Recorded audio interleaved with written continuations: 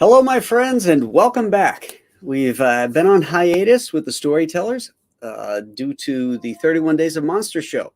Well, now we're at November 1st, so that is behind us, and we're restarting the Storytellers. The interview show, the best interview show you're going to get on the internet to talk to professionals in the comic book business. Tonight, I have my Comicsgate pal, Shane Davis, on to talk about his career and his current campaign, which is ending tomorrow. So let's bring Shane in. Hello, Shane. Uh-oh. Your mic is muted.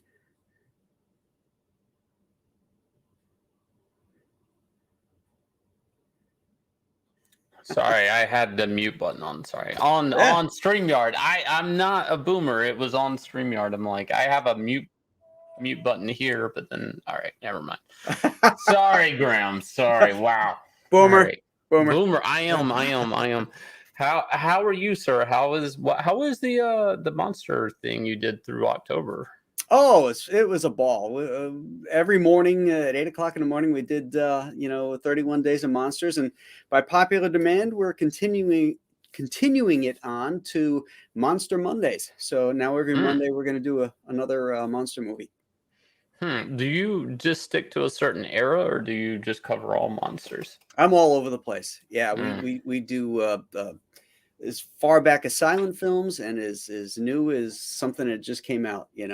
I tend to like to lay in the classic stuffs, but yeah, but there's some really great modern ones too, which I really like to cover. So yeah. But tonight it's about you, my friend. You've got a killer campaign going on, Inglorious Rex, which is currently at $220,633 with 2,400 backers.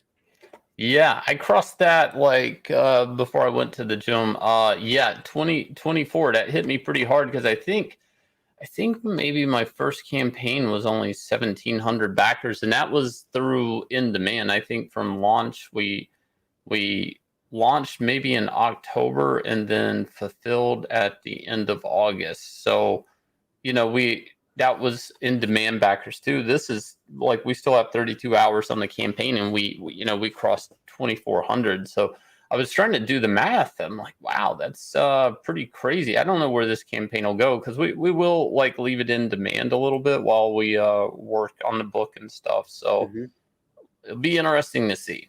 That's all I got to say. It's pretty amazing because this is your second campaign, correct? Right after Starlight Cats? Yeah, Starlight Cats, and then this one. So, but what's interesting in this campaign is we offered Starlight Cats also as either an add-on or in a tier.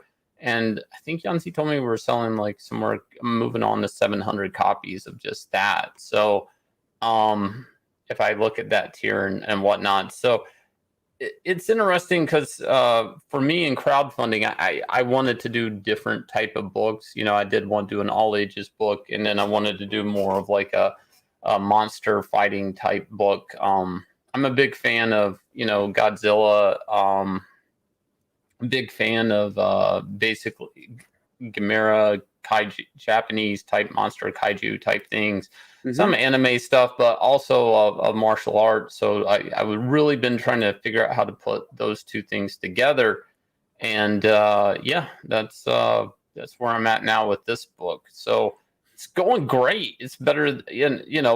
I mean, thank you guys for all the support. That's it.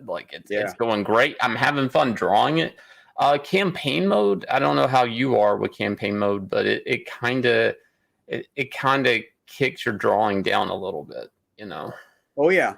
It's almost really when you're actually still funding before you go into demand. To me, that's a full-time job. You are there to get the word out to as many people as possible, and I almost get no drawing done on the actual content other than assets. Right. Stretch goal type things, things that come up really quick, and images that are part of the campaign itself. But once it goes into man, that's when the rubber hits the Yeah. road, and Yeah. that's when you really dig into the actual drawing. I think I've gotten 1 or 2 pages done during campaigning and a bunch of design sketches for, just for other artists to work off of, because I'm hiring a couple artists to work on the supplemental stuff. So, I'm writing their stories and providing them with character turnaround type sketches that they can work off of. So, you would think even just hiring out like that frees your hands up, but now you end up still having to manage, Yeah. do Now trafficking, all that.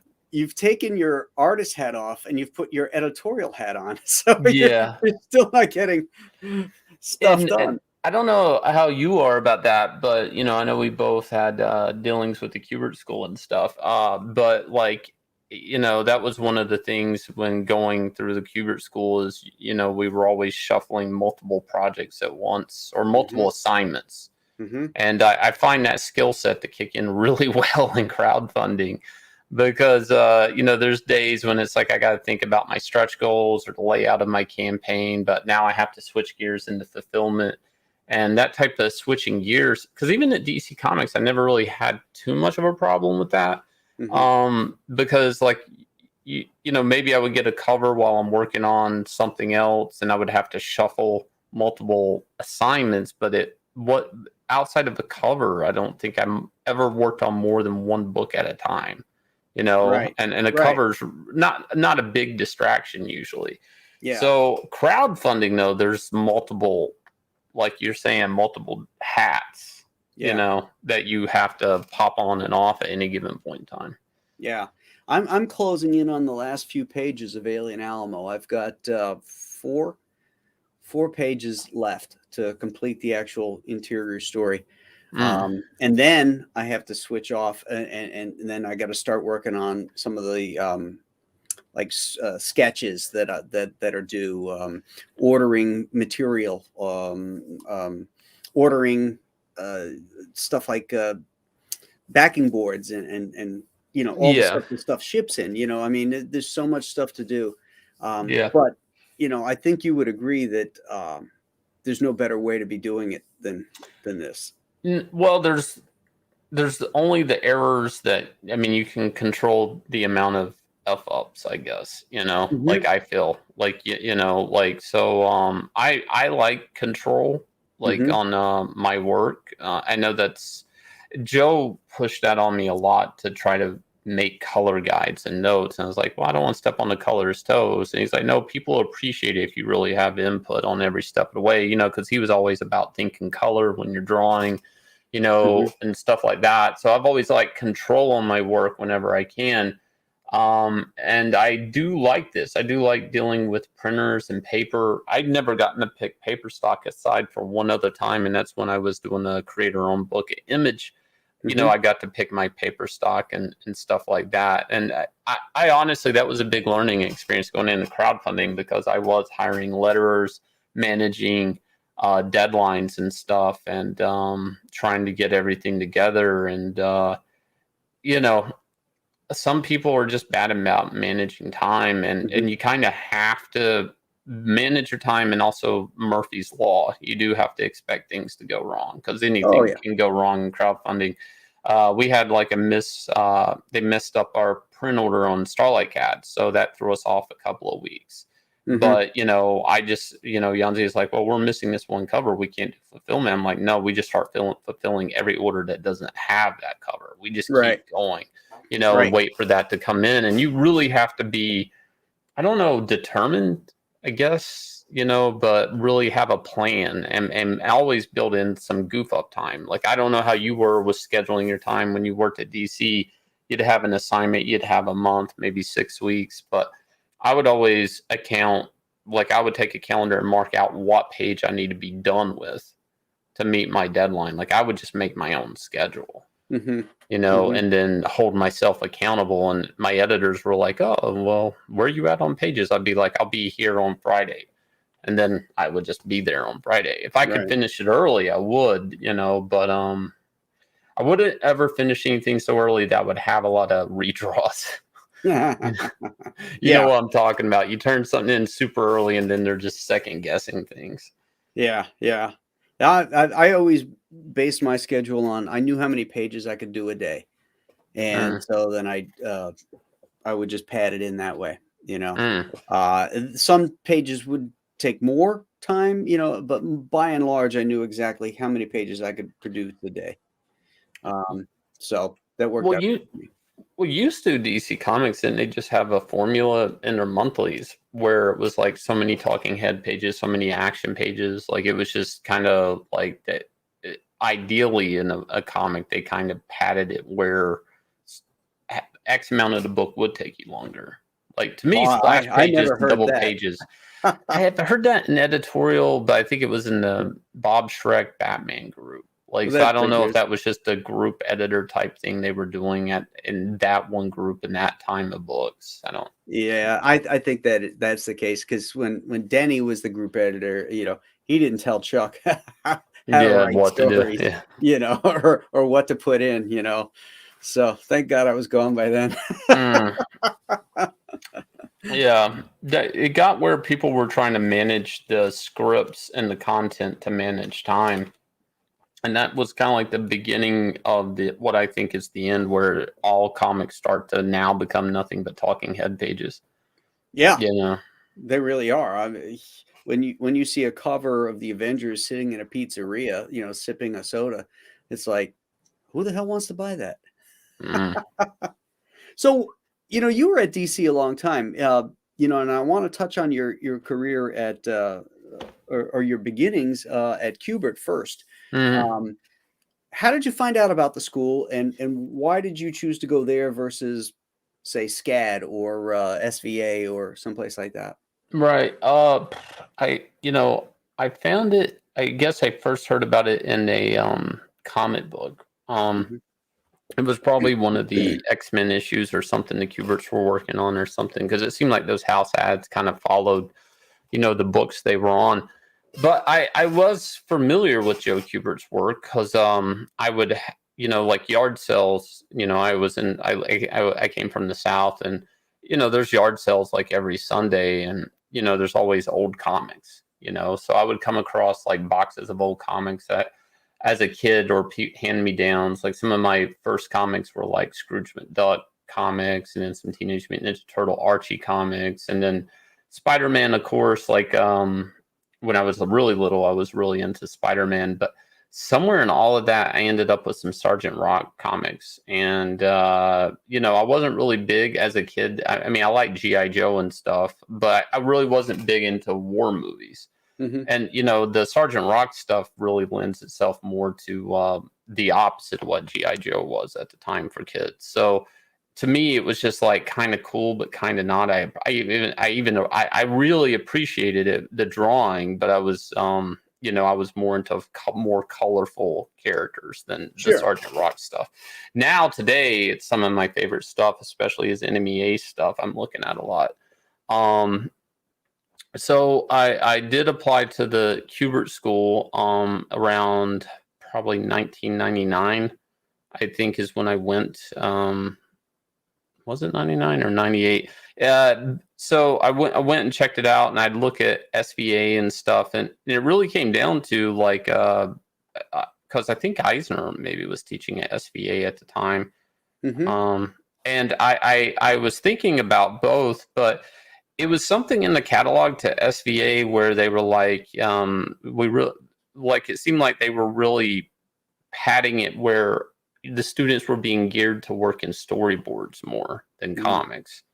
It was literally in the catalog. And then when I took a tour to Kubert School and met Mike Shen and stuff, he was very discouraging about going to the Kubert School. He really wasn't trying to sell the school so much, and it seemed like more and more when I went, the Kubert School was offering like a like kind of like a refund policy. Like they were almost incentivizing you. Joe really wanted you, if you weren't liking it, to leave. Mm. And like they had like if you could if you left the first week, like you get X amount of your cash back or whatever, the billing. And then so many weeks in, like they had this whole program of and it was really incentivizing for you. This isn't for you. And it seemed like that really attracted me more and more to the school. Like, for some reason, I always liked drawing as a kid, though. I mean, I really, I was trying to draw comic pages and how-to books and all of that. I was taking actual comic pages pretty serious at a young age. And I went 2 years, and I was doing some work and trying to go to DC Comics and getting work. Um, Dan Rassler was an editor that was looking at my portfolios and giving me samples to work off of. So I was doing sample pages and doing a lot of footwork into DC. And I just wasn't really getting anywhere aside from some web comics I was drawing at the time one summer. And so I chose to go back to third year. And I did get, a little bit of work and some promise from some editors at DC Comics. But then they were somewhere I got picked up from the licensing department at DC Comics. So I basically was still working for Joe after going to the school in the PS magazine department. Mm-hmm. And having Joe as a teacher versus working for Joe was interesting to me because, when you're working for Joe, it's like, when he's going over your portfolios as a student, it's like he was trying to, keep your style of things in mind. Working for Joe was like, no, it's this way. And it's my way, and granted, it was. I mean, at the PS account, they hired Joe, and I really liked Joe's use of his storytelling. I mean, nothing was ever super complicated. Everything was clear, and Joe. I had a different outlook at that time where I was really concerned about my finishing style. Mm-hmm. And Joe was like, none of that matters if I can't read the page, and I just seemed like that was, there's a lot of that I liked about Joe that were things that I needed to see in my own work that, no matter how flashy the drawing is, I mean, if you just can't read the page, it doesn't matter, and that hit me kind of hard. But I really like just being around the Kubert School and being around, seeing Joe work and how things were put together. I had a lot of admiration for him because he could just draw a tank without reference. He had drawn them so many times. He could draw a gun, but he just because he had drawn them so many times with the PS magazine. I'm talking like newer vehicles and newer stuff. So. He really had a good touch at drawing military stuff, just period. It didn't matter if it was an upgrade vehicle or anything. And he was working on some Sergeant Rock stuff around that time with Brian Azzarello. It was a graphic novel that he was coloring himself and stuff. Mm-hmm. And that's when he was really, I think he was also working on Jew Gangster around the same time too. And some of those other books, like he was really into a graphic novel kick. And this was around the time the graphic novel was really picking up, like the collected editions and stuff. It was hitting the market. Right. So it was also interesting, Joe, as a business person, he was really seeing comics were growing past just floppy comics. Like he was actually noticing there's something, an evolution. And that to me was a really good time in comics. But while I was working with him, I somehow started getting work in the licensing department at DC Comics. And I mean, believe it or not, it paid pretty decent. And I still see these images on products today, which it didn't pay enough if they're using it that many years. But there's no royalty set up in that, no comps, no nothing. So I probably bought that stuff more times. Rate and a half, I think. Yeah. yeah, which at the time was great, it was like, plus it was giving me excuse to get back in the building to then show some new samples, right?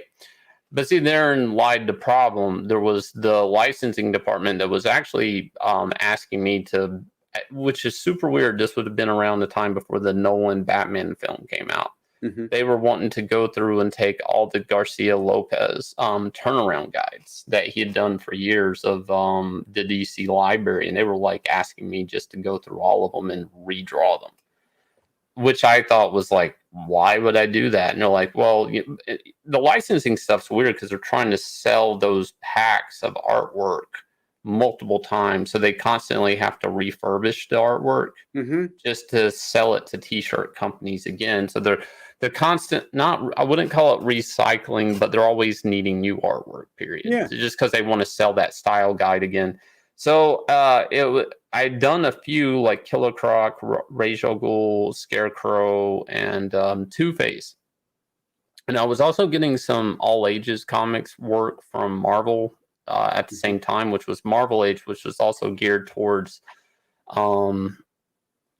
just Target, and I don't know what age group it was at. They were like, I think they were gearing themselves towards 5 to 10 or something like that. Like it was something weird. So I had all these assignments where they were like, you can't have guns, you can't have tattoos, no knives, nothing can be too scary. Like they were asking me to draw Hulk covers that for these kids, but the Hulk couldn't look angry or scary, and it made no sense whatsoever. And Joe, I was still working with Joe a little bit, and he was like always pushing me. Well, you're not getting up in the office enough. You're not. And he would say, hey, one minute it'd be like this is good. You got this job. This is good. And next minute he's like, you need to move out of this job into something else. And it's interesting because I think back about it a lot. But he was like, he wouldn't name a name, but he was like, I knew an artist that got into this licensing work like you're getting into. And he's like, it actually clipped their wings as a comic book artist because there's so many tools and tactics to your as a comic artist that you have to pull back on. Things can't be too scary.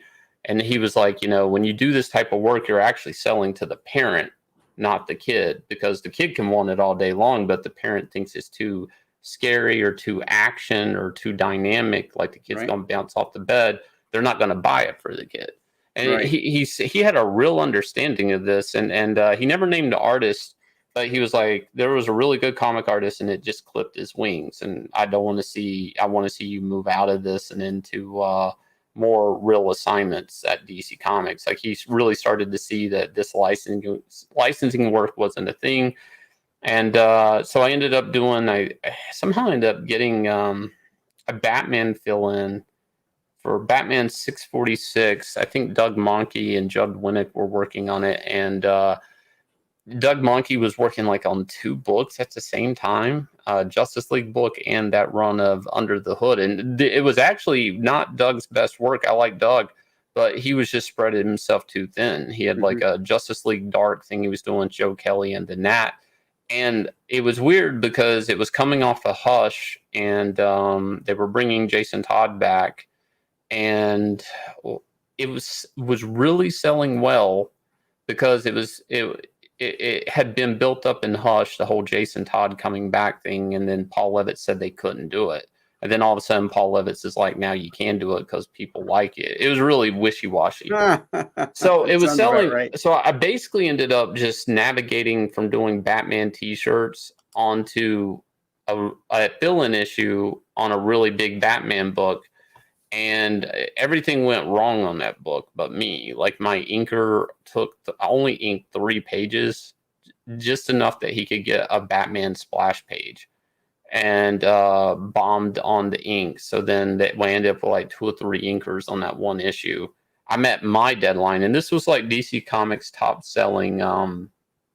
It was like a perfect storm. Everything went wrong. It was like their top selling single issue at the time. Like Wizard was talking about this book and everything, and I came in on a late train. Everything's going wrong with the inker and all of this, and I'm ahead of time. And it was like everything that the school had prepped me for about being on time and being timely, and everything going wrong. And from there, they like to work so much, are like, well, we're just going to hire you for this big annual. That's the whole ending of this thing. But at the same time, Marvel was approaching me to work with Peter David on Wonder Man, the Avenger character. You remember him? Yeah. And they were also saying, well, but we at DC want you to work with Jim Starlin on Adam Strange. And I'm like, well, I love Jim Starlin's work on, Silver Surfer and stuff, like his writing and everything. And I remembered some of his Adam Warlock stuff. So to me, I was like, well, I'm just going to work with Jim Starlin. And they're like, before you get to work on that project, you have to do this Batman annual. And I was like, but that's going to mess up my schedule on this. Because at this point, I'd only be getting single issues. I'm like, this is going to mess my schedule up on my series. And to me, that was my big next step, is getting multiple issues, not just these one shots and one issue here and stuff like that. They're like, no, this Batman annual is going to sell a lot and it's a really big deal. And looking back at when I was drawing, I did not like it. It's really some decent work I did, but I didn't like it because Batman was not in it. It was just like explaining every plot hole to this whole Jason Todd mess. It was cool because they did print the unused Jim Aparo page from Death in the Family, whereas if Jason Todd had lived. So it was interesting. The book sold really well. I didn't think it was exactly well done. I think it was their number 3 moneymaker. Like, it was the number 3 top money-making comic for the month. Had a decent royalty check out of it. And I was excited, went into second print and all this. And then I was on my project Mysteries in Space, which was supposed to be Adam Strange with Jim Starlin. But DC Comics is like, no, we're using Adam Strange somewhere else. So they basically did a bait and switch, and they gave me this old sci-fi character called Captain Comet. But they're like, but you get to reinvent the character. And I remember Neil Adams was doing a variant cover for it, and Neil Adams was like, why are you guys reinventing Captain Comet? I just don't understand why you're doing this. And it was just funny, Neil Adams having an opinion, like why this one character nobody really knew much of. He's like, why are you getting rid of it? But he did the same thing. He reinvented Green Arrow. He reinvented, a lot of characters. And from there it was just they were like, they pulled me off, even though I really wanted this 8-issue run or whatever it was supposed to be with Jim. They pulled me off halfway through, and they're like, well, sign this contract. And I'm like, Joe's like, yeah, you need a contract. And but once I signed that contract, they just pulled me off that run, which I spent a lot of time designing and building. So it kind of sucked. But they're like, well, now we need you to fill a hole on another top selling book. And that was a Justice League book. So all of a sudden I'm going into this big Brad Meltzer Justice League. And at the time, it was supposed to be a really big deal because it's like, I don't think the Justice League and JSA had been in a comic together. There was some reason. They're like, this is the first time they've ever been in a comic together. And I'm like, that can't be true. And they're like, that's how they were billing it anyways. And I'm like, you got to do this one issue with Brad Meltzer, who's a really big writer. And because another artist is late. So I'm like, whoa, I'm right back into the fill-in thing, and like, no, you're just doing this one pit stop for this top selling book, and then you're going to go into Superman, Batman. So and at the time I was really just looking for a nice trade, because I was really there when there were just monthlies and fill-ins, and that's when I first got in, being like plugging holes, like on a Nightwing issue, a Wonder Woman issue, a Robin issue, just wherever DC needed to fill in. Sure. And when I would but when I would get there, though, it really was hard getting work after, because Mike Carlin basically had everything on a clock where, like, if I did a fill-in issue, I would have to wait 6 months before it ever printed. And getting more work was really hard because I didn't have a comic to hand to editor, and DC had this policy where you really couldn't show pages because it hadn't printed, which was really weird. So it was like, that doesn't make sense. I don't know why they pushed that around, because I mean, it was feast or famine, with the fill-in work too. Like, because the editor would see the fill-in and they'd be like, oh, I need a fill-in. But then in between doing fill-ins, it's like they wouldn't really hire me before they printed. So there was a couple of years of that. It was just like, just waiting for a phone call. And saddest story, trying to get into comics is, I had a really crappy apartment in Dover, New Jersey. And I mean, it was, I was so broke, my phone got cut off. And I remember I went up to DC offices, like an editor. He was like, yeah, I tried calling you. and you never for a fill-in, and you never picked up. And I'm like, when was it? And he's like, oh man, I couldn't pay my phone bill, so I actually missed the job. You Oh, know, geez. yeah, and it was just like it was really feast or famine, just trying to get into the comic industry. But because I was working at the Kubert School a little bit, but then Joe really didn't want me working there. He's like, you know, so he was kind of like, you can't work here. You need to be working at DC.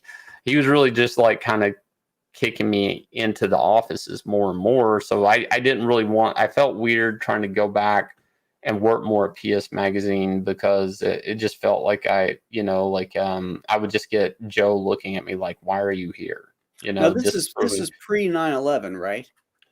no, this is after 9/11 Oh, at this point. so Yeah. so you couldn't just show up at the offices, right? Not no, because you had to go in, you had to have an editor have you in the system. Before 9/11, it was easier. But Oh see, yeah. luckily, I think I was actually already in with an editor showing my Mhm, portfolio before 9/11. mhm. So I was already going up there, so I already had it in. Yeah. You know, and then if he so allowed it, then I could get my you know, he would put me in the system, and then the security got really tight around that time in New York City after 9/11. Like Oh yeah. every building, it was like you had to get your photo, you had to be in the system, they'd print out a badge, and then you would be allowed in the building. So yeah, no, I was kind of fortunate, you know, that I'd been talking to Dan Raspler, I think, before there. As much as I talked with him and everything, I don't think I ever worked with him. You know, You're he gave lucky. me a lot of, I've heard stories. Did you ever work with Dan or? Yeah, in fact, it almost ended my career. Yeah. I did the Justice League versus Predators Prestige book, Mm. which was supposed to be, between Dark Horse and DC. We're co-publishing it.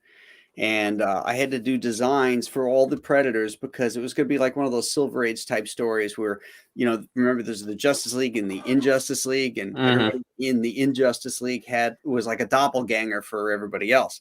Well, same thing here. There's going to be a doppelganger for Superman, Batman, Wonder Woman. So I had to design Predator costumes that would indicate that this was the Superman doppelganger, the Wonder Woman, the Batman, and so on. And then symbols that were in the Predator type of typeface that would also let the reader know that this is who that character was or representing. And I did that. And he says, great, go ahead. I get 36 pages in. Then I get a call from him saying, Dark Horse didn't approve the sketches. They want the regular costumes. Mm. 36 pages in. I'm like, you Mm. got to be kidding me. And I had to go redraw every one of those panels with the Predators and stuff. And it was just a nightmare. I almost You hung it just up. had to change their costumes, right? Had to change them to the more complicated Uh-huh. Predator costumes, Uh, and some of the angles that I had chosen because of the shoulder mounts and stuff probably oh, wouldn't yeah, the read stuff right. wouldn't It's work, it was just a nightmare. mm. Did was it inked when you were having to go back and rework it? It was already inked pages, or was it pencils? I think some were inked. No, that's a And nightmare. and actually some of them were changed not by me. There's somebody on staff changing them because I can point to every panel that I did not draw. Mm. Yeah, that's back when they used to have like a lot of production artists at DC Comics that could patch and change things like that. But it's weird because basically now there's nobody there that can do things like that at DC Comics. They've gutted that department down and really put it off on all the artists that you have to go and do all those type of changes. Mhm. For which I would, and that was a big fight. A lot of artists at the time, I remember Andy Kubert or somebody was like, really wanted his editors to know if there was time and he had the ability, if there was a change, that he did it. Because like you're saying, you can I've had some comics like that where I can point and say I didn't draw that. I Mhm. remember there was like it was in the script too. I had a Robin issue where there was this character, you maybe remember, Killer Moth. Mhm. and they had mutated him into a giant Mothman. Like he's actually a monster Mothman during the time, and then he lays a bunch of eggs, but then the eggs happen to be like little midget versions of himself. And so there's these naked midgets of Killer Moth, but they're in an empty YMCA pool and they're fighting. And I had to draw that. So I shadowed out, them from the groin down, so there's no penises or anything. And I remember Mike Carlin being disgusted. And he had the production department go through and draw diapers on all of these guys. And I did everything the editors told me to do. It was in the script. I did nothing wrong. But he was just so upset with that. And he's like, well, this Shane Davis, he's just drawing like naked midgets fighting. It's like, no, it was in the script. I did what everybody told me to do. And then they're having to get the production department to go through this whole book and draw diapers on all these naked little guys. It was so the answer was diapers were cooler. Yeah. Because they were fighting, they were like in headlocks and punching one another and kicking each other down. And it's hilarious when I look back at it, but it's almost, but at the time I was so scared. I was like, what does Mike Carlin think of me? And he was like editor-in-chief at the time, I think. Wow. Yeah. I got my first job at Marvel from Mike Carlin. So him and Denny worked there at the same time, right? Yeah, Denny was there. Yeah. Mike was Mark Grunwald's assistant. When he gave me my first job, which was a Transformers fill-in. But was that part of the Star Comics stuff? Star Comics? Well, it was still Marvel, but they would just call it Star Comics. Yeah, that was a whole separate line. Oh, that was okay. Okay. Yes, yeah, so the Star Comics was their kids line. Their Archie / Little Huey, all that kind of kids focused type stuff. Yeah, Transformers was one of their licensed products. It was a huge seller. Because I got a royalty from it because it ended up being, it was a fill-in and they actually needed it to run like a couple months later. So it actually got in and I got a huge royalty check on that thing.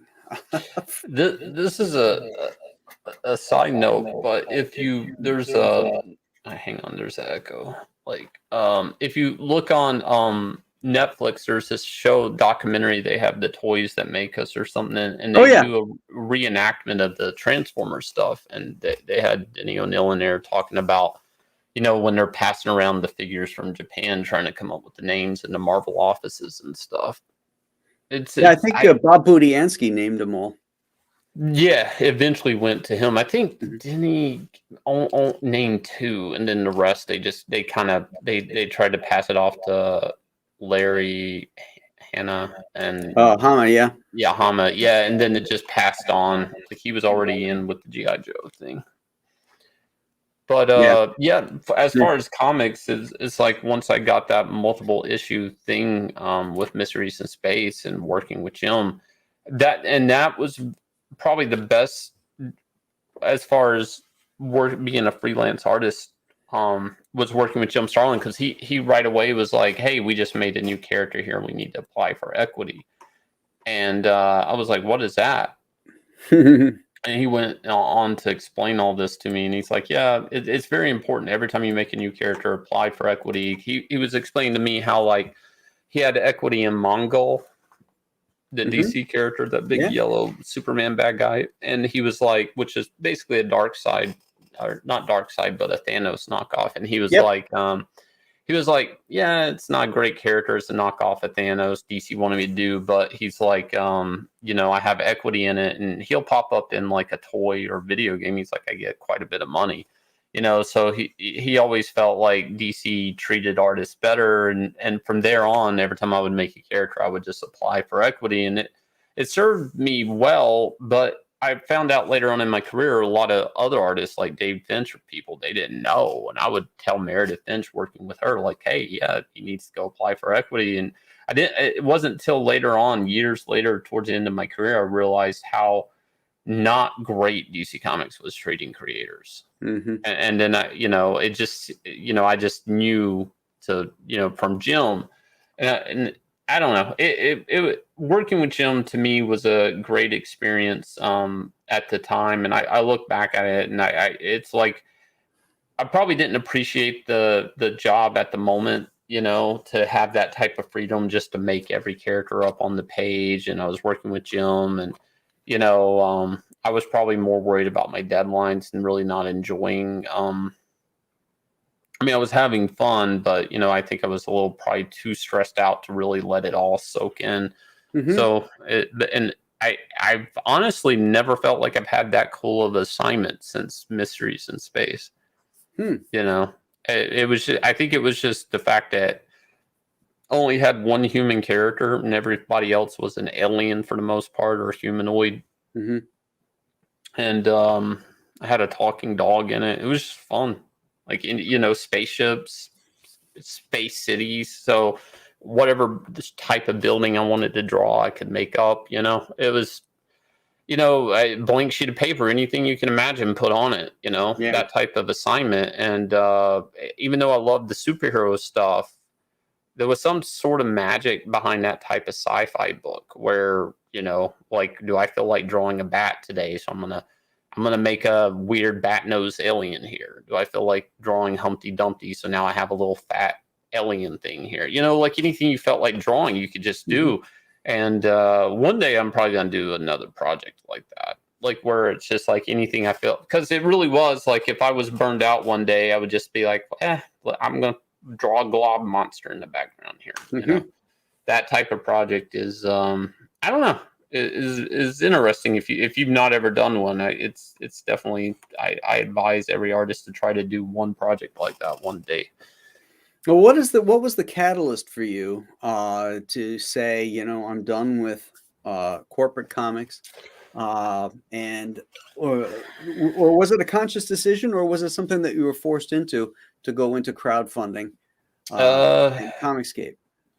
So that one's weird because it's like it's like a death by a million cuts. Me leaving corporate comics, it wasn't just one big blow; it was a lot. So I was at a Wizard Con, and I have to have like some type of static noise on when I sleep. Like, so I have like I usually would just turn the TV on in the hotel room and turn it down really low. And I woke up for to a cartoon show, a Green Lantern cartoon show on Cartoon Network that had a character I created at DC Comics in it. And nobody had told me about it. And it hit me in the gut. It was probably the fact I woke up to it and I'm seeing it on TV. And I'm now getting ready to go to a convention, do a panel for Green Lantern and draw a bunch of sketches. I think it was a Chicago con. And it was very weird. That was the first time I was like, this doesn't work. Like, just something about it just didn't work. I didn't really understand it at the time. Because when you come into comics, you just feel like, it really sucks what happened to Jack Kirby and certain creators and Steve Ditko and all these people. But they already did all the work, and it's not going to happen to me because I'm just going to draw the characters they created. You don't really think that, but you just think, yeah, this bad thing happened this one time. And you don't realize that it's the same bad things happening to you every time you're like, draw a character in this panel. I mean, you just assume that all the great characters exist and they're not going to come up with new ones. Like I never went into comics thinking I'm going to give a company a great character or something like that. It just kind of happened that way. So another time was I had worked on Superman Earth 1, and on the back of the book, which was a big risk that DC just didn't want to that's a whole nother thing. But anyways, on the back of the book, there was a quote, because they would send it out for quotes, by David Goyer, and they named the movie The Man of Steel. And then I remember going to the theater. I actually had people tell me that saw it early in another country, like they've used a bunch of your stuff in this movie.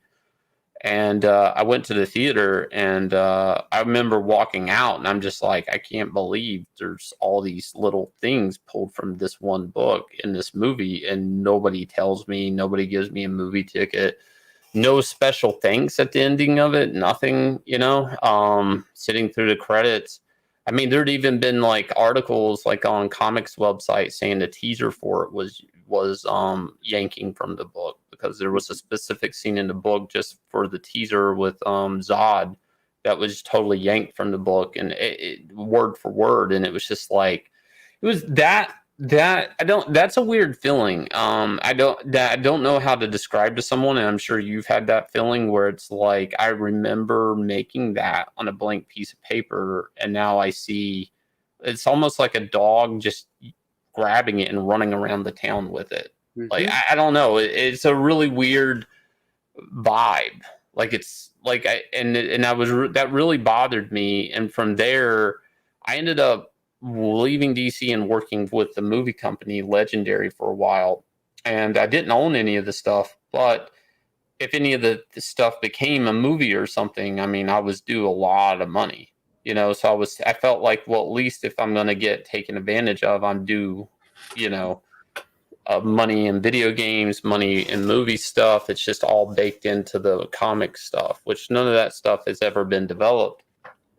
And then from there, I did a book of my own, Image Comics. I would still do covers at Marvel and DC, and I hadn't made a vocal stance against corporate comics, but it was already in me. Like I was already like anything I can do in comics that isn't working for Marvel and DC, but I would just do enough like covers just to keep my name in there.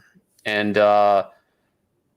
then after my Image book, my mom was diagnosed with cancer, and I became a caregiver. So I was just doing covers for a while. And I remember Ethan talking to me about Comicsgate and how he was doing it in crowdfunding. And this was around the time Ethan, they were canceling him. And I just told him what was going on. And he was like, yeah, you got a lot going on. This might not be for you right now. Because everything was so touch and go for 3 years that I really didn't know how to schedule work. So even the work I was doing was like a one shot, at like a New Gods one shot at DC or a Catwoman Election Day one shot. And they were double shipping, so I was doing Deathstroke covers like twice a month. And it was paying the bills enough for me to, be a caregiver for my mom at the time. And then after she passed, I just started drawing more books at DC and working with Dan on Metalman, and did some more one shots with quick turnaround time. And I guess I felt like with the Metalman thing, they're like, which is really rare today, but they're like, we're going to do a 12-issue run. And I'm like, I'm going to try to make a difference. I'm going to try to draw a page a day as well as I can. I've done a couple of pages a day before, but I'm like, I'm really going to bust my ass on this, and I'm going to really try to make and really show off and on speed and quality and, put it all on the map here. And I did 3 issues. I remember sitting down and talking with Dan, and he's like, yeah, this is going real well. We already kicked up the 3 issues. Like, it hadn't even printed yet, and there's 3 issues in the can. And he's like, which is really something comics don't do right now. Back used to, you would have 3 or 4 issues in a can before they would launch a thing. Today, they don't do that. So first, the fact that I had 3 issues in a can and working on the 4th was to everybody at DC now is Latin. They don't do that. Like it's a dead language. So he looks me in the face. He goes, yeah, we kicked that stuff up to the TV people. They're real excited. And then right there in my gut, it hit me again. It's like, oh, that's what it is. It's like this has became a transmedia IP merchandising farm, whatever you want to call it. And I don't even know if this is right now about comics. I don't know if this is about making good stories or comics. I had an editor that didn't know what an inset panel was, she would say, "That's a frame within a frame." I said, like, "No, it's a panel and within a panel, and it's called an inset panel." She's like, "Well, whatever. You need to do more of a frame within a frame." And then she's like, "Well, why does this work?" And then I'm taking orders from a person. I'm explaining what a panel is, and I'm just like, "This will not work. It can't work." It's like, this is, and that's the frustrating thing about comics is, and again, I guess this is the control freak side of me, is like, you could have people run your career into the ground just by listening to their marching orders. But at the same time, to get hired again, you have to listen to their marching orders. And I never really liked my livelihood being in the hands of others. And now, as an artist, if you can draw really well and you can, what is it, like the three things, like be a nice guy, good, and fast. If you're two out of those three, like, you know, that's what us as artists, that's what was our livelihood. We got to be two out of those three, if not all three. You know, I don't know, man. It just hit me, the whole, I guess because I'd been through that ringer before, and I was just like, you know, like, this won't work. This can't work. And it was a real full circle for me, because I came from merchandising artwork back when it really wasn't a big thing, where it was rare if you came across like a superhero t-shirt or something like that, or tennis shoes or something like that. And then today, where they're totally trying to maximize that, but also trying to farm every dead IP they have into being like the next big blockbuster movie, and really not give creators what a due. So I don't know. It was a combination of a lot of things that got me here. There's really not an easy answer for me. Yeah, well, I think it's true for most people. You're in it long enough, and you start to be less accepting of the bullshit factors, and you start to see people less qualified in positions of power. You know, when Archie Goodwin told you to redraw something, you didn't say, "Well, I think this should be this way." You know, the guy knew his shit. You know.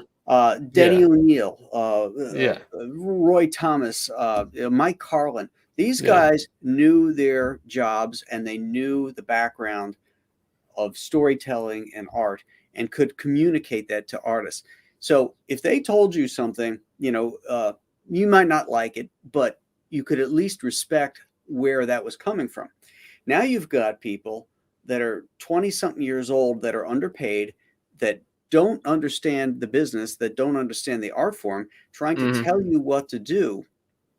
And to me, that's untenable. I mean, you know, I had a job at Marvel one time, and the assistant editor calls me up. She goes, "Oh yeah, we're really glad to have you on this project. We'd like you to submit the layouts before you go into pencils." And I said, "No." She goes, "What? No?" I said, "Yeah, no.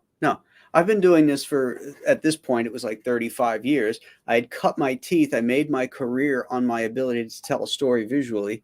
And I said, "There's no way I'm going to get layouts approved." And she was like, oh, okay. That's fine. That's fine. You know, it's like, you know, sometimes you just got to put your foot down and say, you know, that was me on Metalman. But then at the same time, I'm having to go through layouts, and I'm like, and they're like, "Well, this is what we do now." And what was weird is I'd actually gotten a job taken away from me because I didn't want to go through layout approvals. And it was weird, because what had happened here the last couple of years at DC is they were like, "We're going to work the old Marvel method of plot, right?" And then they're like, "So you think you're going to get this weird, cool, dynamic Marvel way of doing comics?" For people who don't know, that's, you know, Stan Lee would write maybe a page of whatever. This is just going to happen in this Fantastic Four issue. Jack Kirby would turn it in, and then Stan Lee would write the dialogue on it. But see, and they put out a memo, this is what they're doing, and it would even leak out on the news sites. Like, this was some big revolution that DC Comics was doing, a revolutionary thing. But here's where the trick was: artists need to submit layouts so the editors can. So basically, it actually neutered any cool things happening. And this was something DC was doing the last few years I worked there, and I'm like, this is not the right way to do this. And you basically ended up with editors inputting layouts, and they were doing things like, oh, do this Tom King layout. And I'm like, that's not 9-panel grid's not a Tom King layout. That's like a Ditko layout. That's like that's a Dave Gibbons layout. This is not Tom King's layout. They're like, no, it's Tom King. They'd be like, whatever you call it, here's a Tom King page from whatever 9-panel thing of a character just making faces. Yeah. And we want you to do, and it's like, this is bad. But it wasn't even that. Like, somebody's asking me to submit layouts, but they don't even know the terminology. Like, they're calling it a frame, not even a panel. It's just like, and that's when I had this conversation with people at a DC retreat eating. I think Conway was there, and we were just talking about like how it used to be and how it is now. And I just said to everybody at the table we were eating, it was all, for most of us creators, no editors were in earshot, so we're whispering. I'm like, all these editors now, they didn't read comics. They're coming in off of Spider-Man cartoons or something. I don't think they understand the medium, and they're running comics right now. And I think they just like they're a generation right now, and this makes it sound old to talk down like this about younger people, but they are a generation of people that just saw the characters as movies or cartoons or whatever was really accessible, and they just want to get on they just want to be involved in comics, but they probably never really read comics. They don't have big runs, and it's just like anything. And there's because I read up on people doing storyboards for animation and stuff like that. The best way to understand how to be a better writer, how to be a better storyboard artist, or be a better comic writer or comic artist is from ingesting comics, ingesting the medium that you're trying to work in. And I solely believe right now there is this whole generation, not just my one experience with this editor, but even at Marvel, I would do covers, and they're saying, well, move this up here. And I'm like, but a logo goes there. They're like, but you're not doing what I tell you. Move this up here. And I'm like, fine. And then at the end, it would print, and production's moving things around. And I emailed the editor. I'm like, well, you said you were going to move the logo. He's like, they told me I couldn't. And I'm like, I told you couldn't. Yeah, I told you. I know they're not going to let you move that logo, like, unless you got a special sign off or the logo's going somewhere else. It was just like, they don't understand how comics are made, because I don't think they've read comics. I really don't. And I think that's what's, aside from a lot of other things, and that goes down the whole SJW thing, but I'm just talking about techniques that have been developed, practiced, executed for years, are being lost by editorial that just never appreciated those techniques. Yeah, they're unqualified to do the jobs. And unfortunately, there's been no pass down system. Stan Lee begat Roy Thomas, who begat Len Wein and Marv Wolfman and Jerry Conway, right, and Jim Shooter. And then, and it just went on from there to the Denny O'Neil to Scott Peterson to Mike Carlin but then it stopped. In the 90s or mid to late 90s, it stopped. You stopped, and you started getting younger editors brought up that weren't being that weren't shadowing or being mentored by these other editors who knew the craft and passing that down. And that's when it was a sea change. That's when you started to see comics going off the rails. From an editorial point of view, because they were unqualified people that were being overworked because the comic companies were too overproducing. Yeah, but they're overproducing. They're producing way too many comics, to be honest. Well, that's it. And you don't have the skill set to do it, even at a smaller number than what they were publishing. And that then you've got more and more turnover, because they can't handle it. They're too stressed. They leave the job, and then now they're hiring people right out of college and high school that that have absolutely no skills.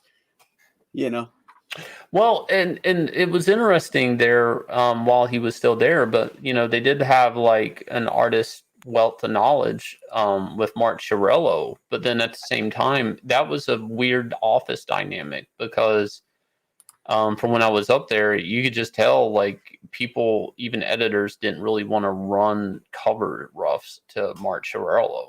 Like, you know, I had a run-in where they asked for some racy cover, and I'm like, I don't think we can get this printed. And they're like, no, it's fine. Just draw it. Just draw it. And then it went to his desk. It was inked, and they wouldn't color it.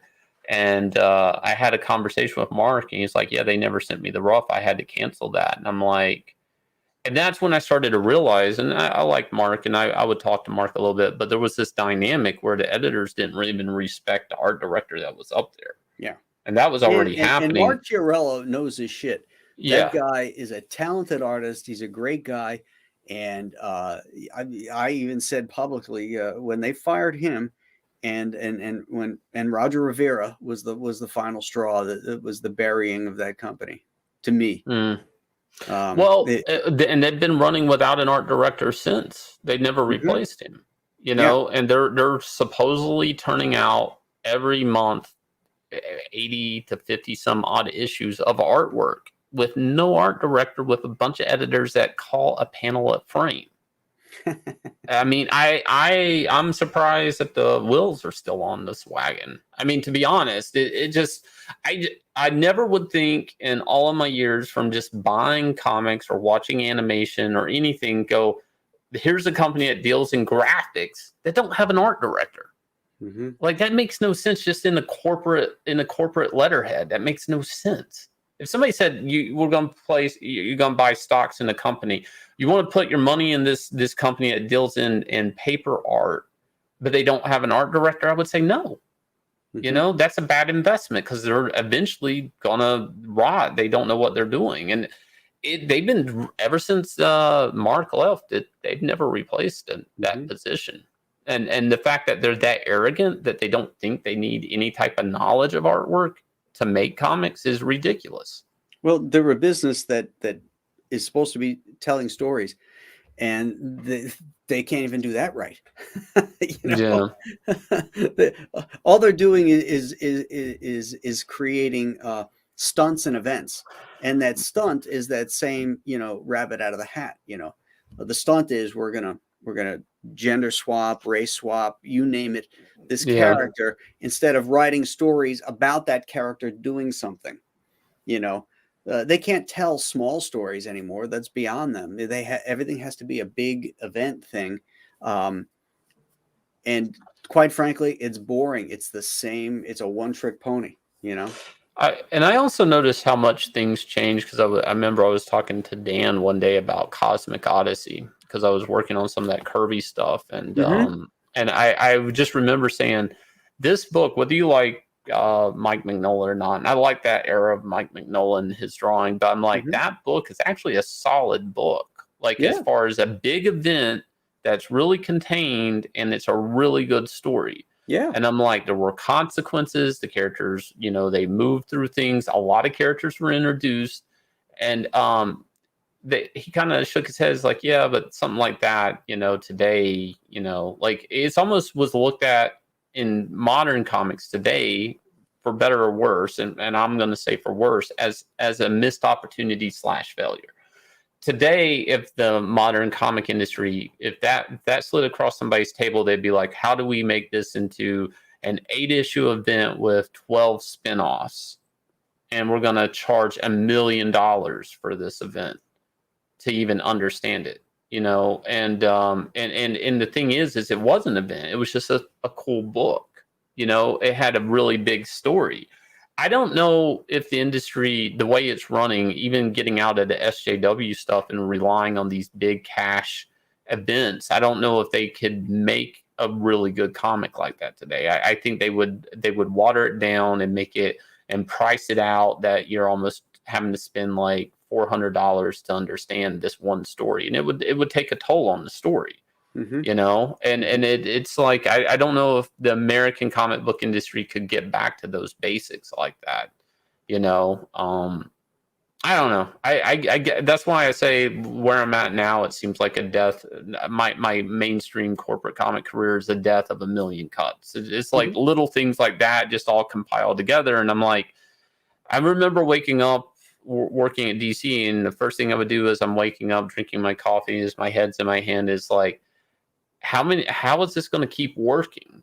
Because I would just, you eventually start seeing the people you're working for and how scatterbrained they are and how by the cuff of their seat they're operating. It's like eventually this will catch up with people.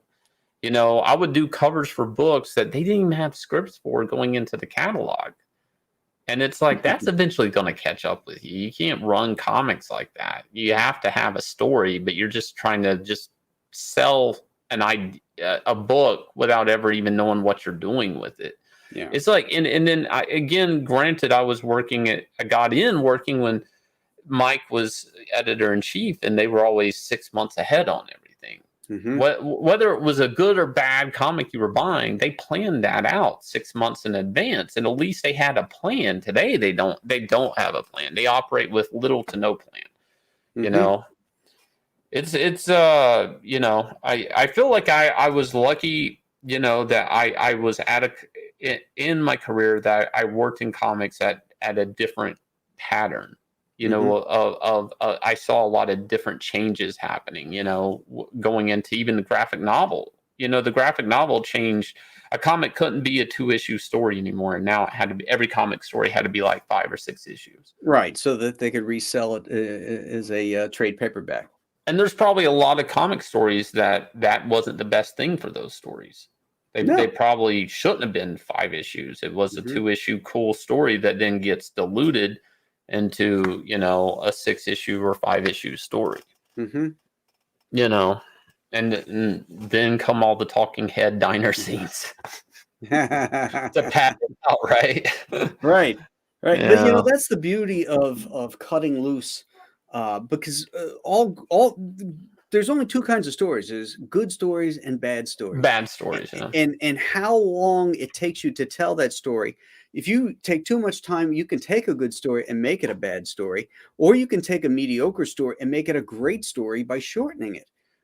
You have to understand the length or the strength of that storyline, and if all you want to do is tell great stories, and you're not hampered by any type of length on it, then we're in the perfect place right now. Because there is no gatekeeping. I mean, you told a story about cats, for Christ's sake. You know,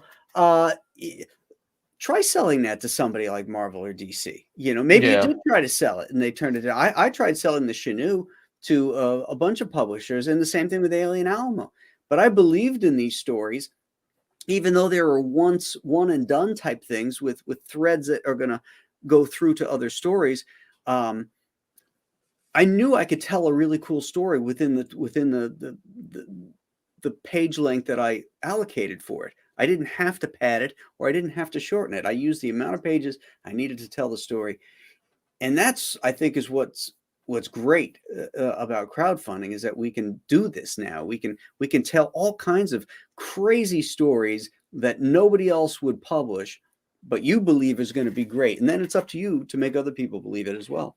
And it's really weird. That has to come from creator owned. If you look at a couple of books that come to mind, just because of looking at them on the bookshelf, but like Frank Miller's Sin City, those volumes are different sizes depending on the story he had. I think Bone is another one, Joe Smith's Bone. Some of those volumes are different sizes depending on the story he needed. And a lot of times, you know, that gets out of that corporate structure where it's like, no, it's this price point, it's this many pages, that's all we're doing. You know, like a story can be, you know, it can overstay its welcome, like you're saying. Like, you know. I mean, Will Eisner used to make gold with 8 pages. Yeah.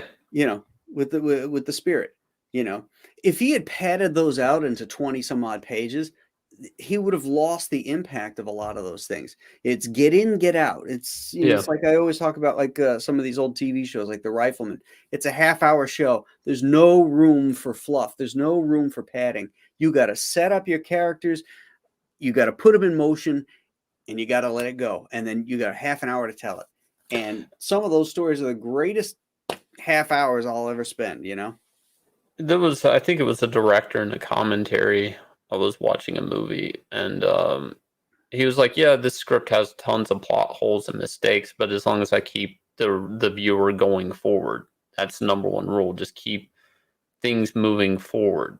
You know, Hmm. and I mean that's a part of it is pacing. Is you really don't want your unless that scene you want people to stop or something. That the reader should just be constantly moving forward through your story. Hmm. And I think sometimes diluting these things down, you know, is the worst thing for the story because like just reading into this a lot more is pacing's a real big issue in comics that nobody really talks about anymore. I think Frank Miller experimented with pacing on different projects on different ways, you Hmm. know, and a lot of, you know, whether it's Ronin, Electra Lives Again, or, you know, Sin City and like, but for some reason, and I guess it's the corporate structure, you're not really allowed to play with pacing in comics anymore.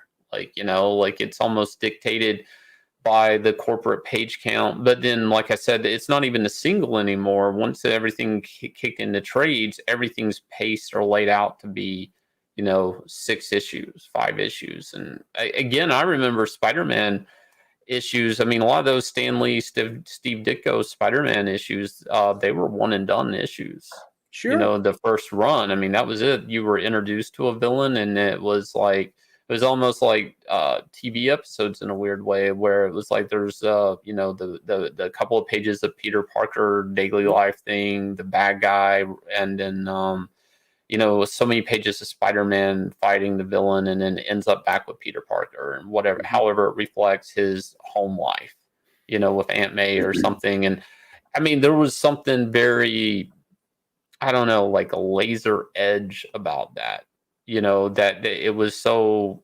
formulated, but it was so efficient, you Well, know. what they did too on Spider-Man, which was really interesting, is that they had a second subplot running through Yeah. the story, whether it be the introduction of Mary Jane, like she appeared in the Ditko issues, always standing behind a plot, you know, a potted plant or something like that. So you never saw her face until the big reveal.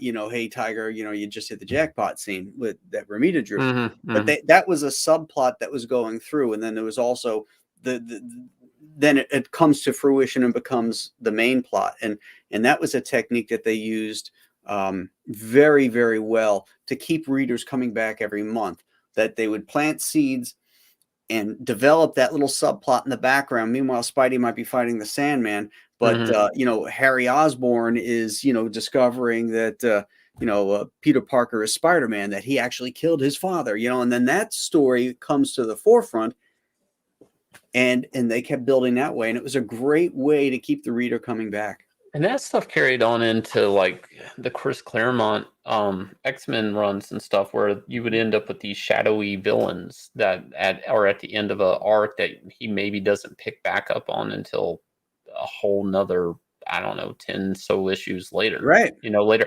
I don't know if like that type of I think people were so concerned with selling monthly periodicals and they were so invested in selling floppies and periodicals that almost was like a technique of its own. Like, yeah, I'm Hmm. laying something in here that I'll pick up later because, you know, periodicals, right? And, you know, they were always making you go back and, as a consumer, pick up those back issues, you know, and Right. the comic shops always have.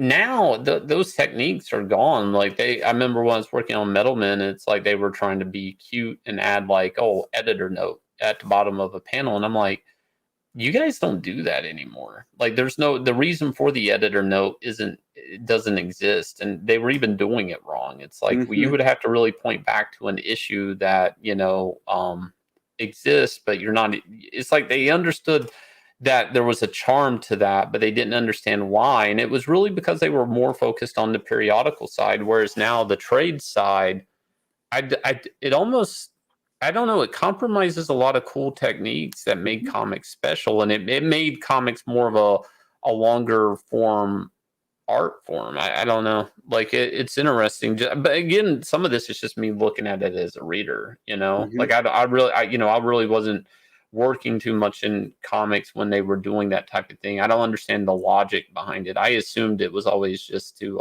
sell back issues or cause retailers to order more. Or they just knew they were in the long game. They were, they were working on this run for 12 issues, or they were just, keeping the story moving forward or planting seeds for new stories that they could always pick up on. Well, there's a lot of techniques, and they try to make comics film, and they're two very, very disparate art forms that share similar techniques, but they are very different. For example, and you mentioned Spider-Man, one of the reasons to me that Spider-Man doesn't translate into film, as well as other characters like, say, Batman or even Superman, is that what made Spider-Man special was his inner monologue. Mm-hmm. That we as the readers knew what he was thinking with his word balloon. So he was fighting Dr. Octopus, but he was thinking about Aunt May. Mm-hmm. And that was a very important and interesting aspect to the strip that made it so immersive for the readers, because you were worried about Aunt May. You were worried about what's going on with Peter, even though you were enjoying watching the fight. There is none of that. We don't know what Peter's thinking unless he says it out loud. And so that's why I think that character doesn't translate as well into film, because it misses a core aspect of what makes the character so interesting to read in the first place. And there's a lot of stuff with Spider-Man that was just really built for comics only, like the half Spider-Man Peter Parker phase, Sure. the spider sense alarm, Right. things like that. And there's a lot of drawing techniques that, if you really go back into old cartooning that we kind of got away from, like the dotted eyes. I mean, I think Steve Ditko sometimes, like, he would do like little pupils in the spider eyes because they were figuring this out. Like, what worked? How did you get shocked expressions out of a character who had a full mask? Things like that. Making the mask eyes squint, like when Spider-Man is squinting, or one eye open like this, Yeah, it was great. Some of these characters were really just built for comics. I mean, Green Goblin is a character design that I love. It's one of my favorite. The movies and stuff, they're never gonna get it right. And I understand. It's like, well, why has he got a weird sock puppet, whatever cap on? Like, why has he got like a satchel with these pumpkin? But I understand it doesn't make sense. He's throwing like little pumpkins that explode. Like, why? I understand it doesn't make sense to the real world, but in comics, it's one of the cooler looking Marvel characters to me. Like, as a kid, I just always liked it. And he originally didn't even have the goblin type glider. He had this, like, what looked like the original appearance. It was kind of like a rocket thing he was riding. It didn't have the bat wings. The original first appearance of him. Like, so, I mean, these guys didn't even get it. Yeah, it was like a broomstick, right? That's what it's called, a broomstick, Yeah. I mean, Sandman, some of these characters, I mean, they really, work better in comics. And, I mean, Mysterio, some characters, and they should really just be built in the art form they are. I mean, and not everything translates. But that's... I started seeing a problem with that in my last little bit of working with Metal Men. I had like a quick sequence of one of the characters turning into a giant screw and shoving through another character. And the editor's like, what if you took these 3 panels in this half-page splash and we just spent 5 panels of showing him turn into a screw? And I'm like, he's liquid metal. It's just going to happen quick, like Wolverine's claws or something. It's a quick action, a big action, important action. And she's like, yeah, but wouldn't it be more interesting if we saw what like a man turning into a giant screw looks like? And I'm like, no. The action is a quick death blow, and we've already established they can do this. So because it's established here and that's their motion, I don't really have to spend time explaining they're liquid metal and they turn into things. We've done that. We've established that. And what I realized is, like, she was trying to basically pitch out like how that would look in film to impress somebody above her or something. And you said, it's about pacing. There's timing. Yeah, no, it's a pacing thing and timing. You can't slow down the action by showing every single a triptych of motion, Right. in a comic. Because it slows down the actual physical action that Hmm. not that's happening in that sequence. I mean, because I even told her, I was like, if I slow that down, wouldn't the bad guy just move out of the way and not get hit? I'm Right. like, this is a death blow that he can't avoid. It's gonna happen quick. It's weird, man. Comics are I don't know. I wonder if it'll ever come back. It will, That because we're going to be doing it. Yeah, we're gonna be doing it. I'm telling the kind of stories I want to tell, and as I said in other streams, I'm not an island. So if I like it, somebody else is going to like it. So I Yeah. might as well work on the kind of stuff that I'm passionate about. Yep. And speaking of passionate, Yep. you must be passionate about this comic right here. Yeah. Yeah. The one big passion thing I'm working into this is because I have like these little pilot type characters that kind of sit in the back of the big monsters. I'm really trying to work in more inset panels. Kind of like how You mean panel in when a Joe panel? would. Well, yeah, a frame within a frame. I always liked how Joe would with Enemy Ace, you would see the biplane scenes, Mhm. right? And then he would have an inset of the pilot's face or something Mhm. like Yeah, that. So I'm really trying to work yeah, more of that in here. I've always loved Joe's inset panels, but I've never yeah, felt like I had the material I could work inset panels in. yeah. So I'm playing around a lot with this, but I'm also, in the heart of this book, it's an action comic, which Mhm. I like a lot, but I also feel like you can't really do too much in American comics today because they just really don't give action sequences that much air. You know, Mhm.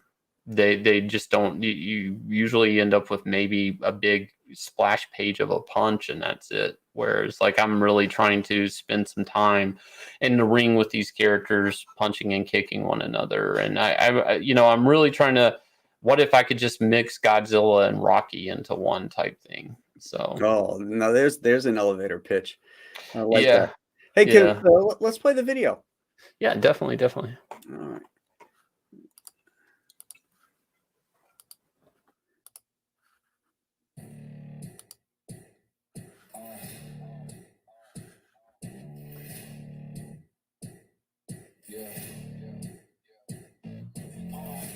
Pardon me and my tone. You can't step to my throne. They ain't working like me. I did this on my own. You asking where we been. I don't know where to begin. All this dirt on my skin. I just came here to win. Already the man, I'm a monster. Somebody come past the Johnson. I got a 6 for a posse. So now I'm coming for the whole roster. It's not a game, why you playing with me? You double back and you flat trying to hang with me. It must be in my veins. Something you can't tame, cause I break.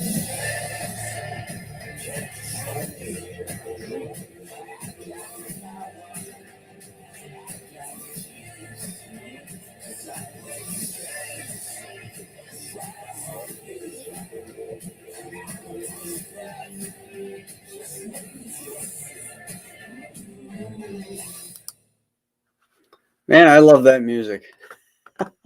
Where did you find that? There's a website that has a list of free domain sound effects and music for trailers and stuff, and I was just scrolling through it, and I came across this one artist. He had a few songs up, and this song sort of fit the bill, so I downloaded it right away.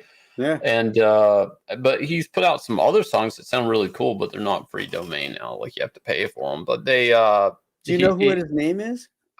D Raj. It's like Oh, Deraje, I okay. think, and he's a European guy. But he's got some.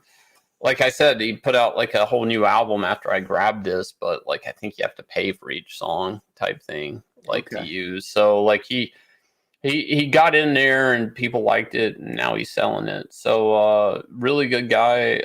Like some of his music, I've seen like this song even in other commercials since I've used it. So Mhm. it seems like a lot of people like this track. But it's cool, but it reminds me of the theme song to Justified. yeah. It has that kind of hillbilly rock, Yeah. it's really cool. Hard Yeah. driving. Yeah. So yeah, we added some merch to the campaign and stuff. The basic pitch on this would be, we follow MMA rising fighter Alex Stone as he steps into Rex fighting. Rex fighting is the concept of this book is like giant robots don't work. The city's up under threat, so they basically, what's cheaper and more efficient than giant fighting robots is giant clones of fighters that have to be controlled by the fighters themselves. So that's basically what I'm doing with Inglorious Rex is and because these giant monsters that are supposed to defend the city, you have to keep them in shape. You have to keep them physically fit, because if not, they're just going to, put on tons of pounds and not be able to defend anything. So there's Rex competition, and they basically fight to have the glory to defend the city. So they all have different weight classes that they fight in and stuff like that. And book one is we're just pulling into the world of Rex fighting, following Alex Stone getting into this, and he pilots his late brother's Rex, who died in the ring. So it's kind of like a redemption arc or redemption story of the family's name. He is going to come in a collision course against the fighter that had killed his brother. So that's what we're doing in book one. Book two will focus more about what happens outside of the city, like when the giant threat attacks the city and they have to defend it. So I'm really this is an interesting project in a sense that there's different levels in this story. There's just what it takes to be a Rex pilot, which is what the first story is about, and then book two will be more about like why are there Rex pilots? What are they fighting against? I think. Okay. So I really designed this project to just have an evolution as it goes. So there will be a sequel. Yeah, because it definitely will be a sequel. I mean, it's funding well, Graham. I mean, what am I going to do? Not do a sequel? I mean, of course there'll be a sequel. But you do something completely different. No. But here's the thing. I really did design this project that like when they defend the city, they have like armor and stuff. And this is how complicated I really went into developing this. There's different weight classes. So the heavier fighters that they hold the crown in their weight class, they're like more like the slow, heavy artillery Rexes that are defending the city. The light featherweight classes are more the faster, aggressive, knife-holding type Rexes that defend the city. So, like, and it's more like what they call like a battle royale type setting, where they're still competing when they're defending the city. The more monsters they defeat, the more points they get. So a lot of this is the whole concept of this book is built off of type of competition, weight classes, things like that. And there's more into the story I'm not going to get into, but book two will be different than book one. But book one, I really wanted to focus on the human character and really pull the readers into the world of Rex fighting and explain that and get into that. And then from there, why the Rex fighting even exists, what's the greater threat outside the city. Very cool. Very cool. I love the drawings, man. This panel here, where he's punching the glove is when that's blown up is awesome. Yeah. I actually messed that up. I've been like kickboxing for 10 years and I was like, I'm really going to get this down pat. I really want to do an action book. And then I went to draw it and I had him hitting the wrong focus mitt, because you crisscross whenever you hit focus mitt. So he was hitting like his right hand to the other guy's right hand. It was just like, and I had to erase it and redraw it. I'm like, nobody will notice it but me, but I can't let that slide. It'll drive you nuts. It'll drive me nuts. I was like, I have to erase that and redraw that one little thing. But again, that's like an inset panel thing, a montage of just hitting mitts that I really wanted to do. I mean, that's the beautiful thing too with this type of Rocky type situations. You really got to get those training montages in there, Yeah. It's part of Do you have any of them chasing chickens? No, no, not yet. I'm actually contemplating, do I have enough space to actually have some cool jump rope? Because it's like, the Rex would be having these giant chains like crisscrossing and stuff. And I'm like, that would look cool if I could get that. But it's like, you got page count. It's like, what can I get in there? I'm probably going Right. to end up adding some pages to the thing too, because the fight sequence stuff is where it's really fun, and also the concept of this book. I shared a page, yeah, but basically this is all about them being in sync, their neural system being in sync. So the complicated thing with this character is he's piloting his late brother's Rex, and his brother was Southpaw, and he's Orthodox.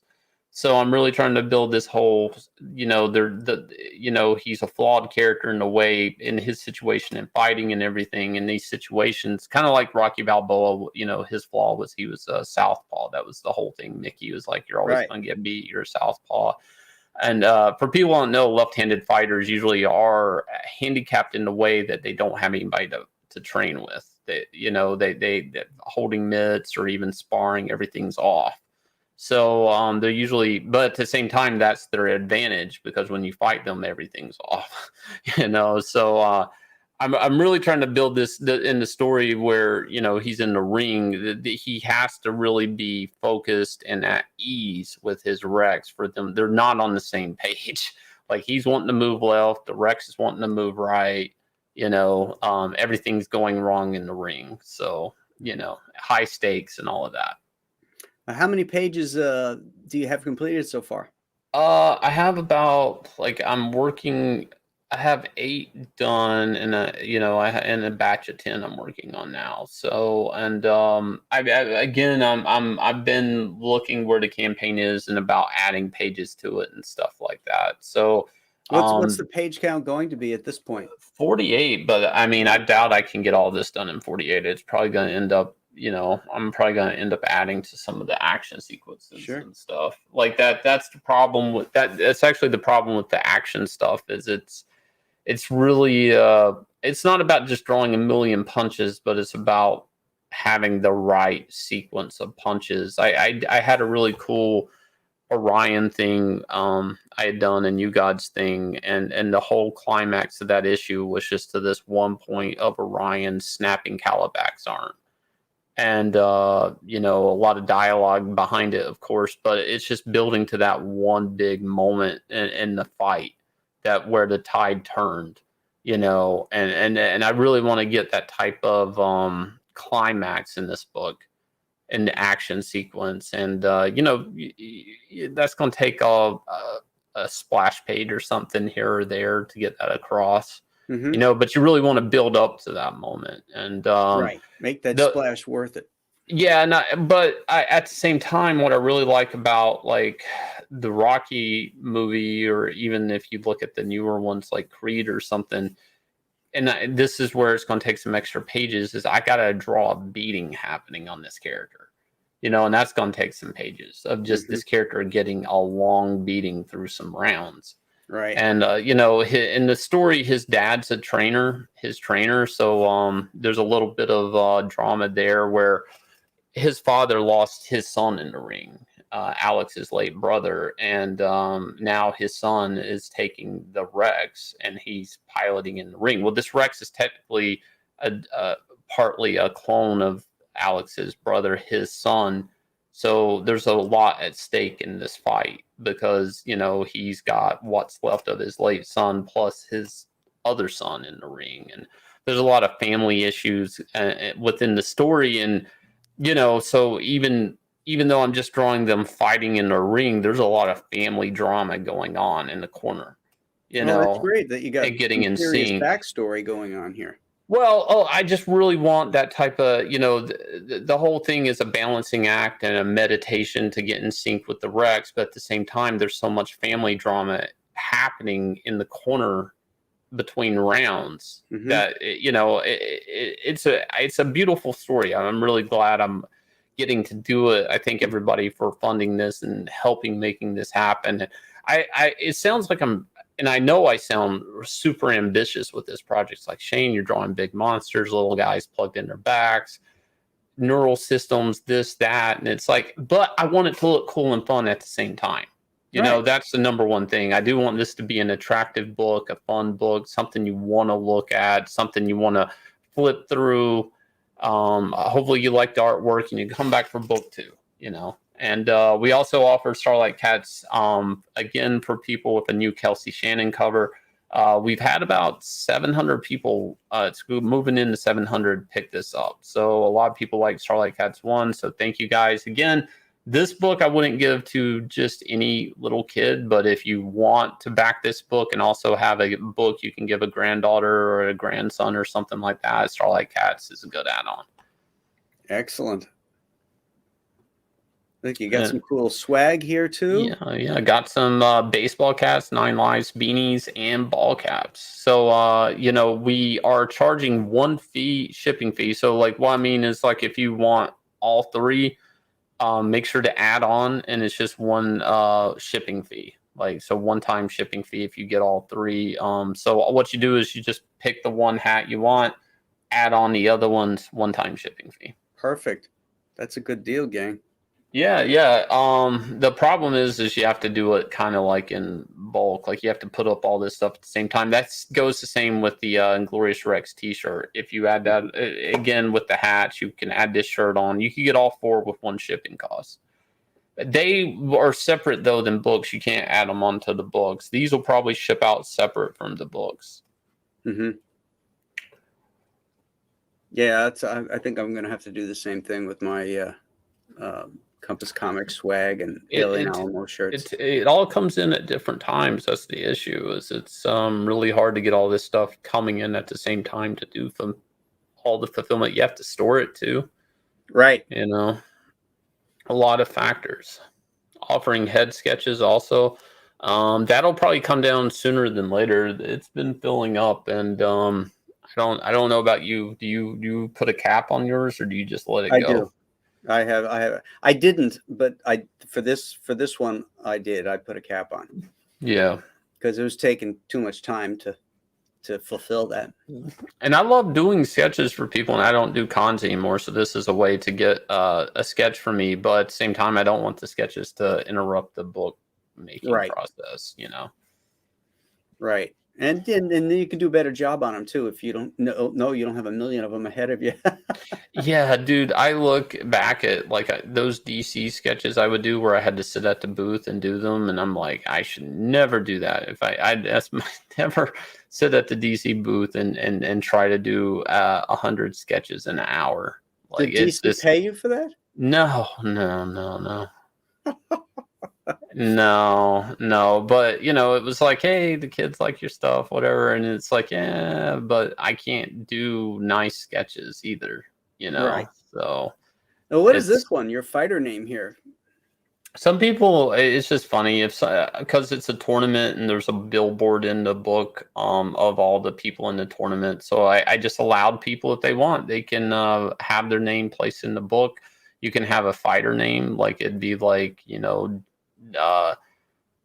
Jim Slim Matthews or whatever you want to, whatever's funny to you. But the trick is it can't be something that's a copyright type thing. You can't put Jim Spider-Man Matthews, Right. So and it has to be approved.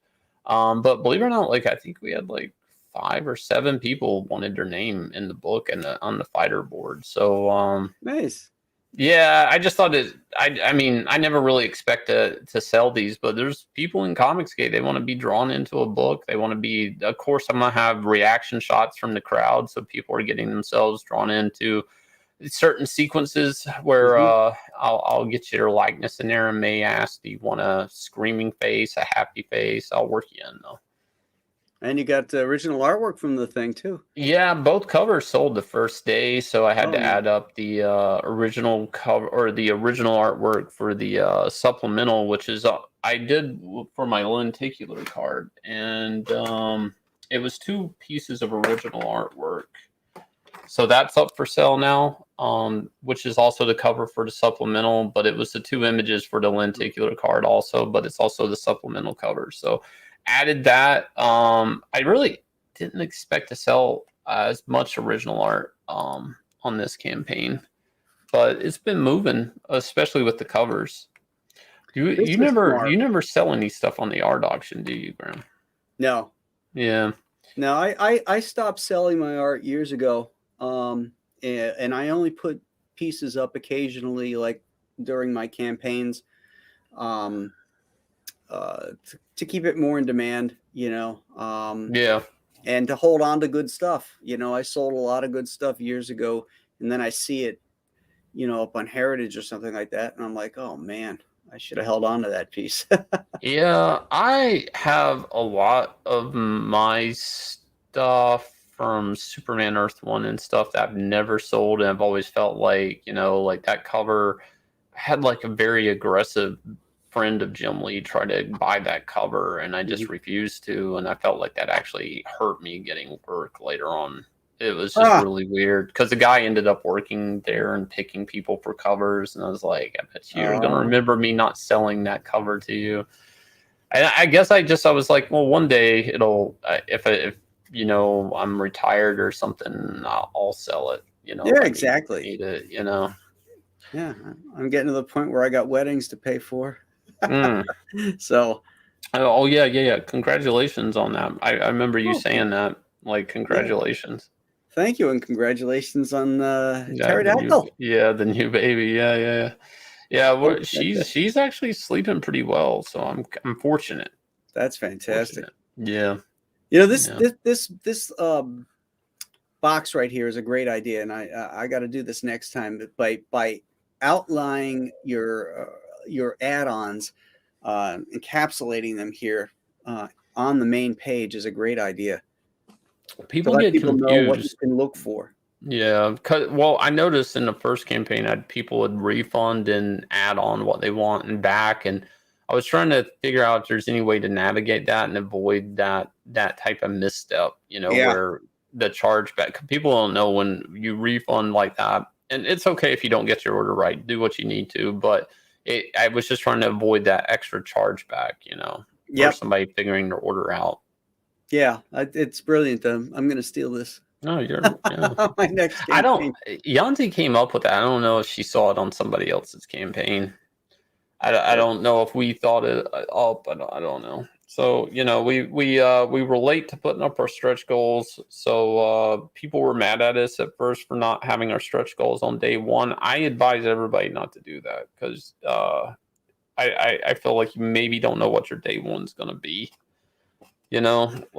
So we waited a day or two and we stretched it out to 300. I mean, we're looking, I think we'll probably, I don't know where we'll end at. I mean, but I doubt we'll get up to 300. I don't know. We'll be in demand a little bit. But 220, we crossed, we're doing spot UV now. So, nice. We're going to go through and pick out things on the cover to do that. You did that with the Chenille. How did you like it? Oh, what, the spot UV? Yeah. Oh, it was gorgeous. I loved it. I used it for the logos and for the blood splatter. The blood spatter, yeah. I was looking at mine. I was like, was that a complicated process figuring that out, or? No. It's basically you just have to make a knockout of the areas that like a silhouette, basically, that's going to indicate where it's going to be.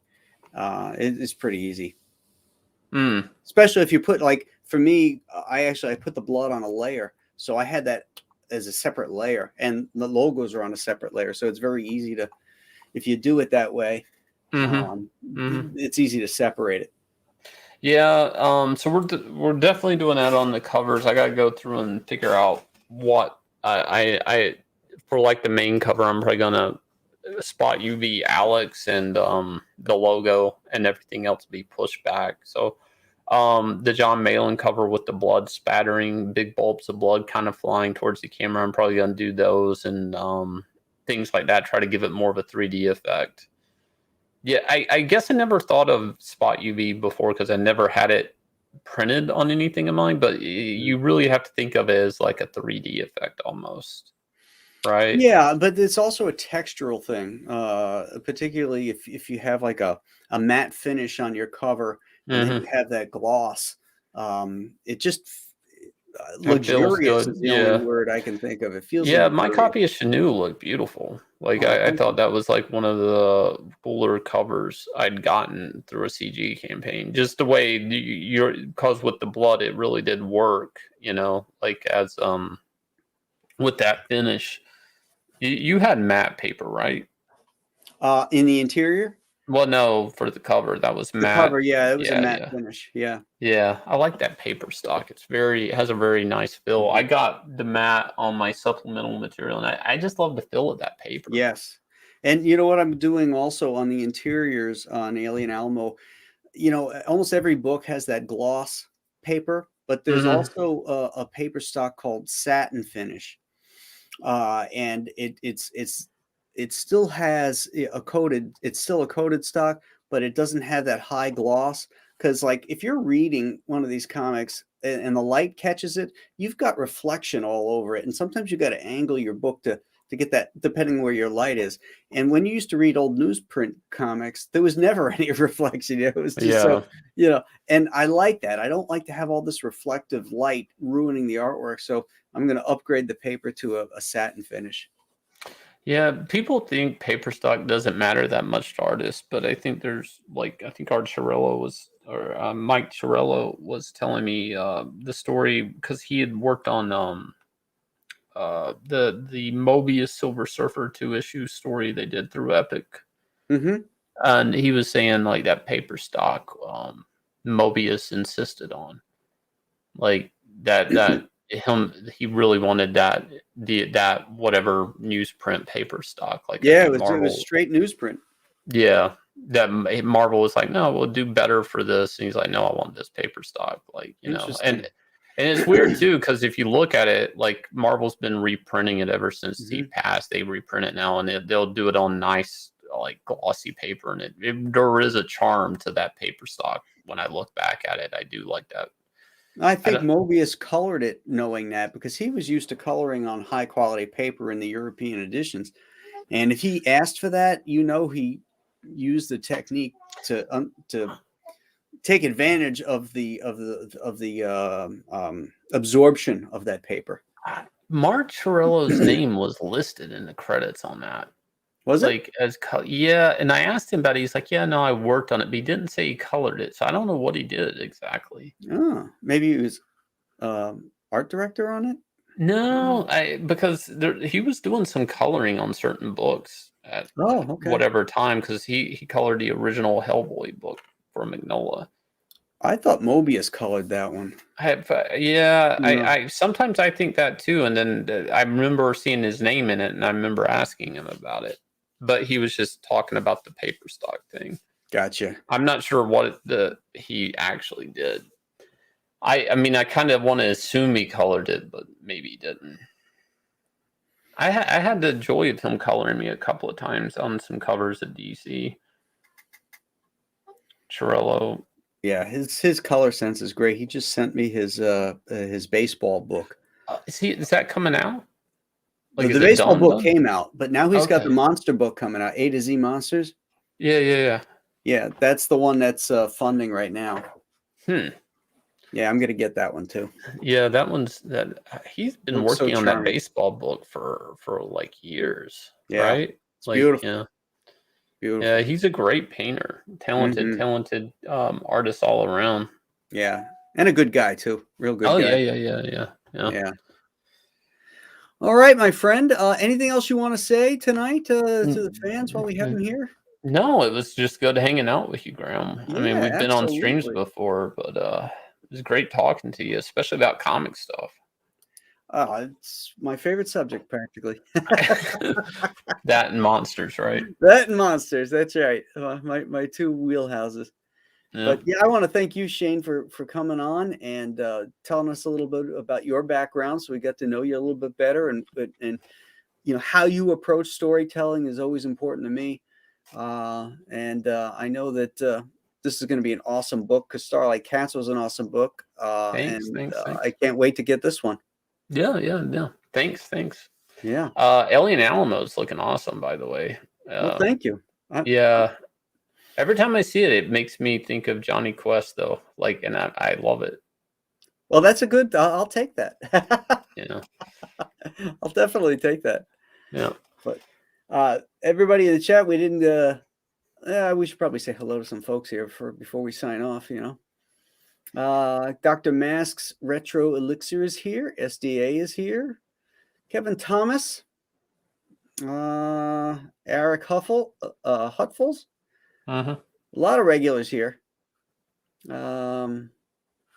This guy, the name's familiar. I don't know. Can't place it. Art Thibbert? Art Fibbert.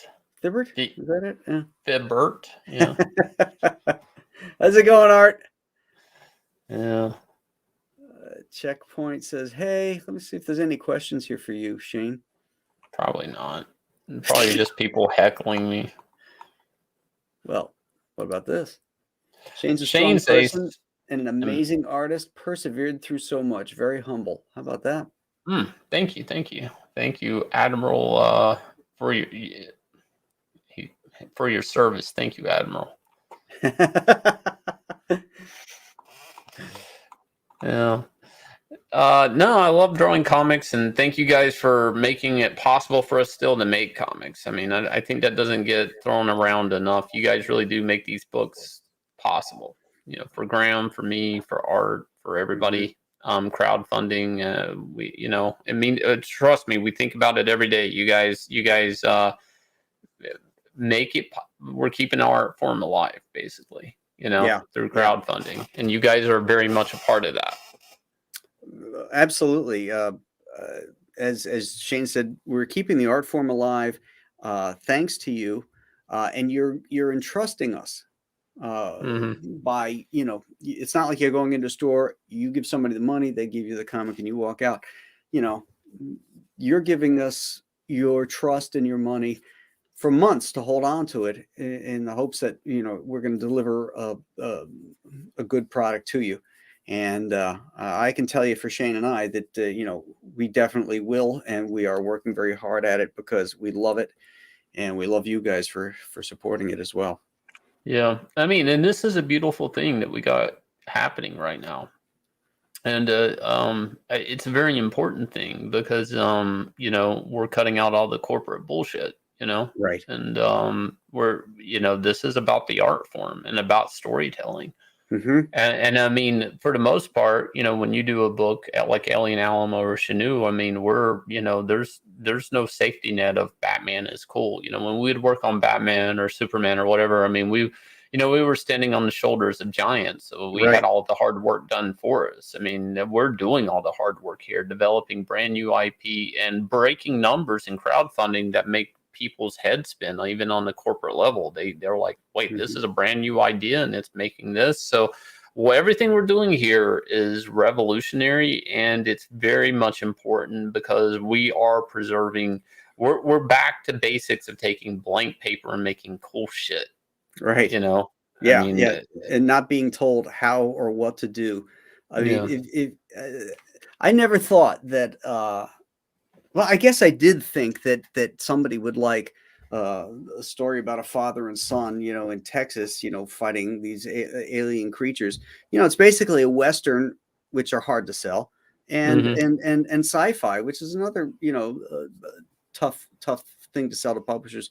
And yet the fans have been coming out in droves and supporting the heck out of it. And so they're interested in it. They're interested in different kinds of stories. And, we're just very excited to bring those things, out to you. Yeah. I mean, anything's possible, Yeah. in crowdfunding. And I mean, as long as that you guys are wanting it and we can provide it, I mean, the sky's the limit. We don't have to do superhero books, I mean, we can, we can get all the charm and dressing on a Western sci-fi story or a monster MMA story. I mean, the flying cats. I mean, we can make stories about anything here, and that's we have no expectations or limits here, but our imagination really, and that's it. Exactly. So everybody, I want to thank you again. We're back up and running with the Storytellers. We'll be back again, probably our normal time on or our usual day on Wednesday. But I like to keep it